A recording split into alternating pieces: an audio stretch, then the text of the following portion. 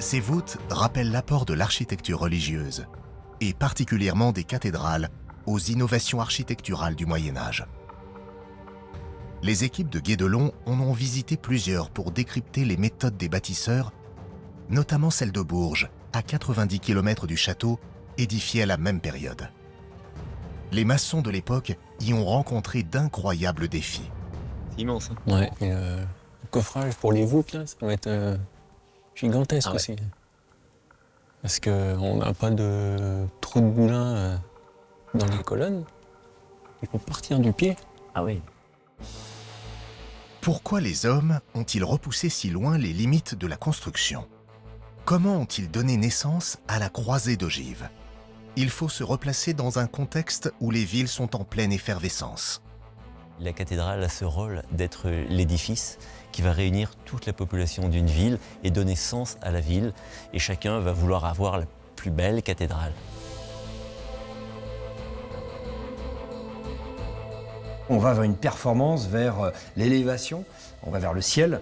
Plus on va haut, plus l'homme montre qu'il maîtrise en fait ses connaissances à l'ensemble des personnes qui arrivent dans la ville et qui voient un édifice absolument merveilleux. Et la recherche de la verticalité, c'est aussi la recherche de la lumière qui doit traverser l'édifice sacré.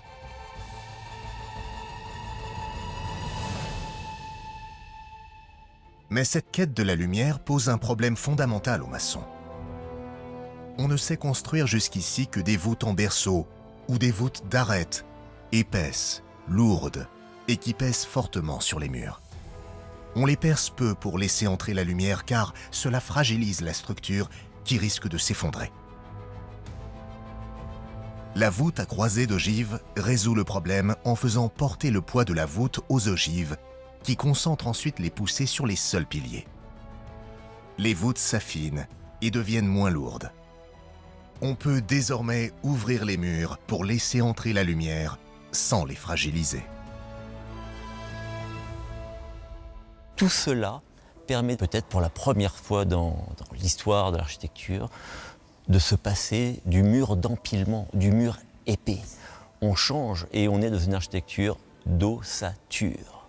C'est la profonde modernité du gothique. La croisée d'ogives va révolutionner la construction au Moyen-Âge et va se développer partout à l'ensemble du continent.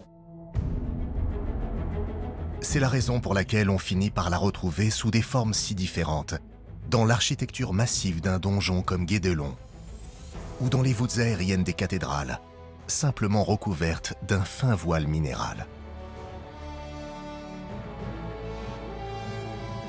Toutes ces innovations pourraient faire passer le Moyen-Âge pour le royaume de la pierre.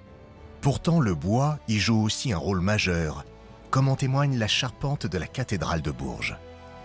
Dans la course au gigantisme, la charpente connaît des évolutions sans précédent apportées par des maîtres charpentiers au sommet de leur art. Les dimensions inconnues auxquelles ils sont confrontés entraînent des contraintes de poids, de logistique, de complexité de la structure, de gestion des équipes. Et parmi les défis, il y en a un de taille, l'approvisionnement en bois. Début 12e, tous les grands bois donnant des pièces, des poutres de 40 cm par 40, 50 ont été exploités par des défrichages successifs et les besoins en construction sont énormes. Il faut couvrir des châteaux, églises, maisons, ouvrages, palais de justice. Et il n'y a plus de bois d'œuvre important. On le voit bien en avançant dans la majestueuse charpente de la cathédrale. La majorité des pièces de bois sont de sections assez fines qui ne dépassent pas 20 à 30 cm, bien loin des dimensions que l'on trouvait jusque-là. La forêt au Moyen-Âge, elle est issue de repousses de chênes très densément peuplées, ce qui va donner des arbres petits en diamètre, très longs, avec très peu de branches au niveau des cimes. Donc des longueurs de fût qui peuvent atteindre jusqu'à 20 mètres, sans branches, très longilignes. Comment est-ce que l'on fait? Comment arriver à utiliser des bois de faible section? Eh bien, c'est l'invention de la charpente à chevrons formant ferme. Jusqu'ici, les fermes, les pièces de base de la charpente, étaient constituées de poutres de grosse section et espacées de 3 à 4 mètres.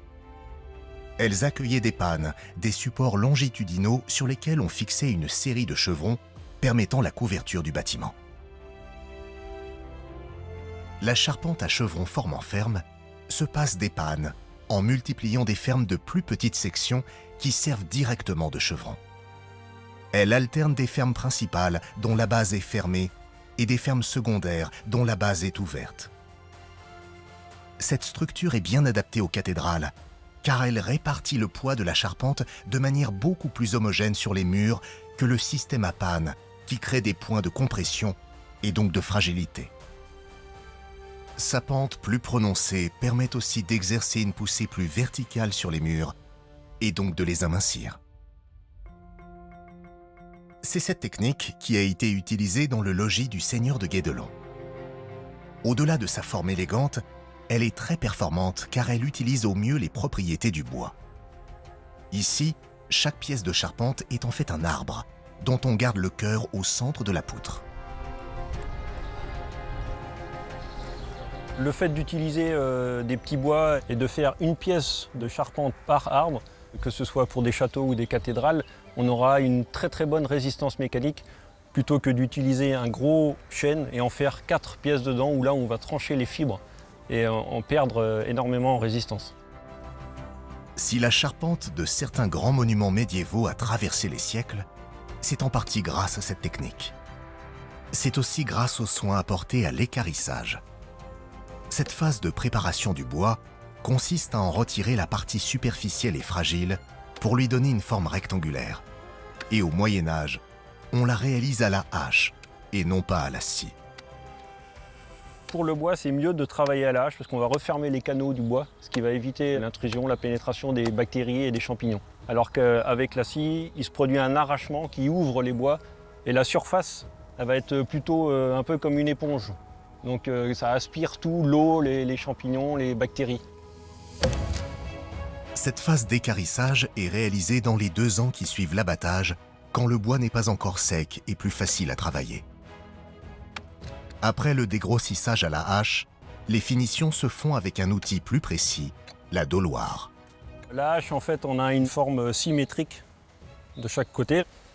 Et la dauloire, eh ben, elle est asymétrique. Donc un biseau d'affûtage uniquement de ce côté-là, une face plane, ce qui permet, quand on travaille, de laisser passer les mains entre l'outil et le bois, pour ne pas se blesser.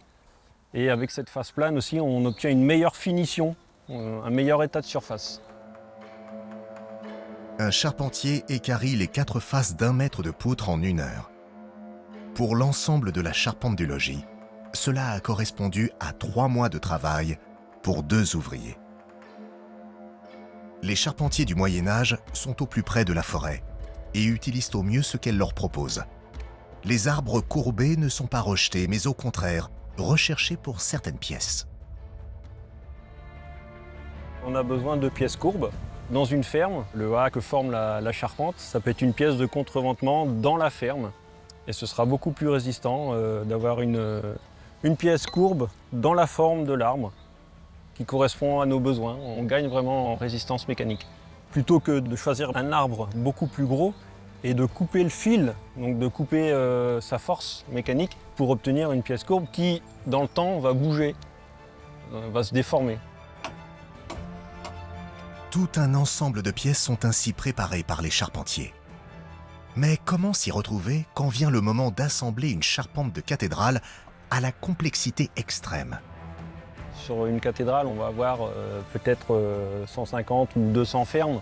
Donc il faut pouvoir s'y retrouver. Donc le système de marquage va au fil du temps devenir plus détaillé pour vraiment bien distinguer rapidement et efficacement les pièces de bois dans la charpente.